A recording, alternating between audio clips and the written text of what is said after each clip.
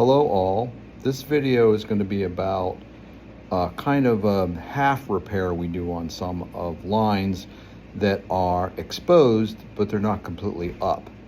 I'll show some examples of how you can tell the difference. It is not a perfect repair, but sometimes we can forestall having to take the line up and put it back down again if we do this sort of maintenance early. So first I'll go through the equipment that you'll need, and then we'll look at the technique, and we'll also look at how to determine whether a line needs to be taken out and replaced or if it can merely be backfilled. First, always make sure you have a pair of gloves. You'll need a shovel. One of the smaller ones is better and makes for easier spreading of materials. You'll need a lute, as illustrated here. You'll need an empty wheelbarrow. There are several. Get one of the many brushes that are at the facility. Any one will do. Finally, you'll need a bag of beam clay. They're in several locations in the facility.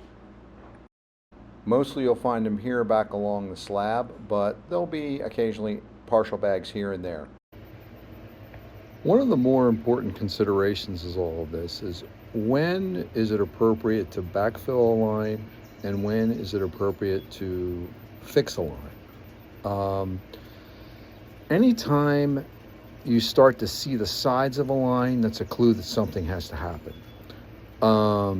If the line is still pretty stuck in, like you put your finger on it and you move it or try to move it, it doesn't go anywhere, that means it's still pretty well set, and that backfilling may work as a temporary or preventative measure. Once the line gets up out of, like if it starts buckling or if it's really starting to move around, you have no choice but to totally detach it and rebury it. I'm going to show you some examples here that help illustrate the point. Here is a line that's clearly not a candidate for backfill. You can see that it's bulged out and not attached into the clay. On the other hand, here are a couple who you can see the sides you can see the little holes in the sides of the lines, but they are in there pretty tightly and you can backfill these. Put the found bag of clay into the wheelbarrow, slit across the top, and just kind of gently mix it in with your hands, trying to break up some of the bigger blobs. The smaller and finer it is, the easier it is to work with.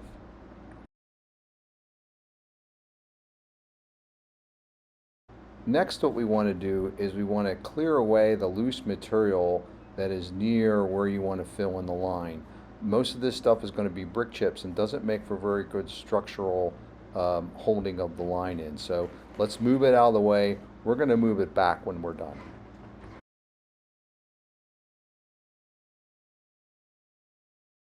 The next step is to take the clay out of the bag and that small shovel that we procured and just spread it along the area where you want to fill in.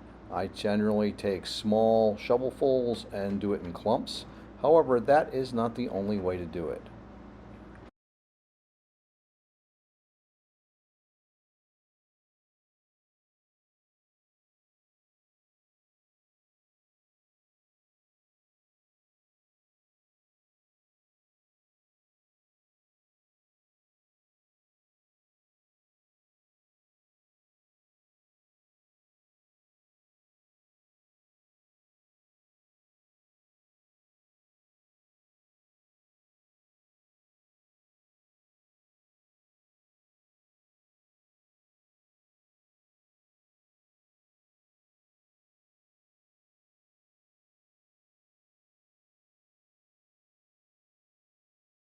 Here, Ben Ward is doing it in a more targeted fashion where he takes a small amount of material and kind of gently applies it into the area where we want to full. This is not a bad way to do it. In fact, may even be better than the clump method.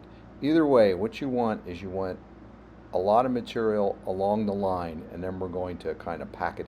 To do that, what we're going to do is we're going to use the lute and we're going to hold it at a 45-degree angle to the line and run the lute up and down the line to kind of pack the material into the depression. Here is me doing that over a section of line. And you're going to go back and forth and back and forth and back and forth, just taking that material and kind of filling in the gap that you've identified that needs to be filled in. And we're going to just take it like this and try to fill it in.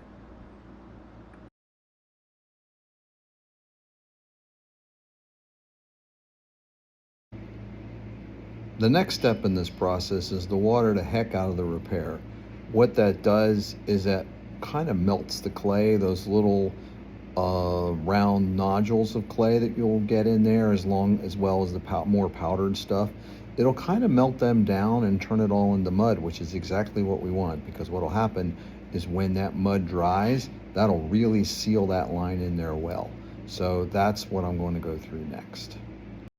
When you want to use the water on a particular quart, you have to first of all turn the water on at the main valve, which you'll see up at the top there, and secondly then turn on the secondary valve for the proper set of quarts. So there's a valve for 1, 2, 3, 4, and 5, 6. The first thing you'll need to do is turn the water on. The main valve is on the baseball side of the quarts, about a third of the way down from Braddock Avenue. The position you see now is the off position, and then turn it 90 degrees to turn it at the on position. And don't forget to turn the water off when you're done. It's very important. After turning on the main valve, you'll need to turn on the secondary valve. Those are located where I showed you before.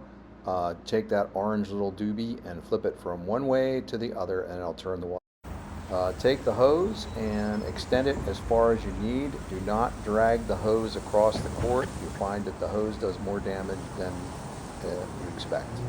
Once the hose is in position and the water is turned on, there's two controls that you need to be concerned about. First is the on-off switch, and you can see me here, I'm using it, turning it on, turning it off. And then there's the flow control, which is the little orange ring on the outside. So from there, we'll start watering. And you'll notice that what I'm doing here is I'm soaking this pretty good. I'm using probably the lightest spray I can to reach the area. I don't like dragging either my feet or the hose itself on the quart, so I use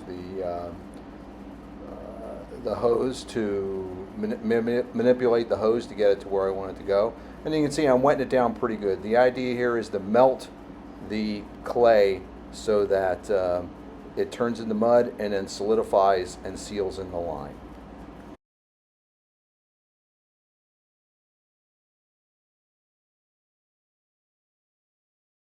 Here's another example of wetting down the line. You can see really soaking it well. This is just for to reinforce what you need to do to get this whole process to work properly.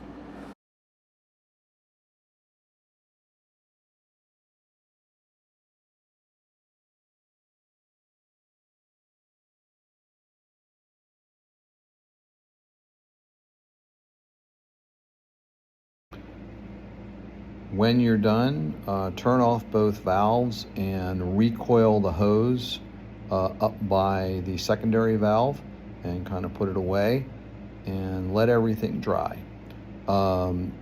It's also, what you can do is when it's totally dry, which may be quite a while, which means you might not be doing it and someone else might do it, is to recover that repaired area in brick dust.